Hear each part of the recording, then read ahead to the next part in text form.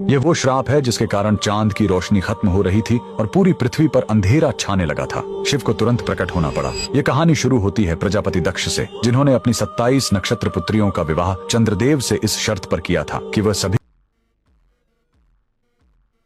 के साथ समान व्यवहार करेंगे, लेकिन चंद्रदेव का सारा प्रेम और ध्यान सिर्फ उनकी एक पत्नी रोहिणी पर ही केंद्रित हो गया। बाकी 26 पत्नियों की उपेक्षा और दुख से जब उनकी शिकायतें प्रजापति दक्ष तक पहुंची तो क्रोधित होकर उन्होंने चंद्रदेव को श्राप दे दिया। तुमने मेरे वचन को तोड़ा है, जाओ, तुम्हारा सारा तेज, सारी कलाएं और तुम्हारी सारी सुंदरता धीरे धीरे खत्म हो जाएगी और तुम क्षय रोग से गलकर नष्ट हो जाओगे। श्राप तुरंत असर करने लगा। चांद का प्रकाश हर पल कम होने लगा, जिससे धरती पर वनस्पतियों और औषधियों का रस सूखने लगा। सृष्टि का संतुलन बिगड़ने लगा। अपने अंत को निकट देखकर भयभीत चंद्रदेव ने ब्रह्मा जी से उपाय पूछा। ब्रह्मा जी ने उन्हें गुजरात के प्रभास क्षेत्र में समुद्र तट पर जाकर महादेव की तपस्या करने को कहा। चंद्रदेव ने उस पवित्र स्थान पर एक शिवलिंग स्थापित किया और घोर तपस्या की। उनकी भक्ति से प्रसन्न होकर भगवान शिव प्रकट हुए। उन्होंने कहा, मैं दक्ष के श्राप को पूरी तरह खत्म तो नहीं कर सकता, लेकिन उसका प्रभाव कम कर सकता हूँ। शिव ने वरदान दिया, तुम कृष्ण पक्ष में 15 दिन क्षीण होगे, लेकिन शुक्ल पक्ष में 15 दिन फिर से पूर्ण हो जाओगे। उन्होंने चंद्र को अपने मस्तक पर धारण कर लिया और चंद्रशेखर कहलाए। और जिस ज्योतिर्लिंग की चंद्र ने पूजा की थी वो सोमनाथ, सोम यानी चंद्र के नाथ के नाम से प्रसिद्ध हुआ। और यही सोमनाथ मंदिर भारत का पहला ज्योतिर्लिंग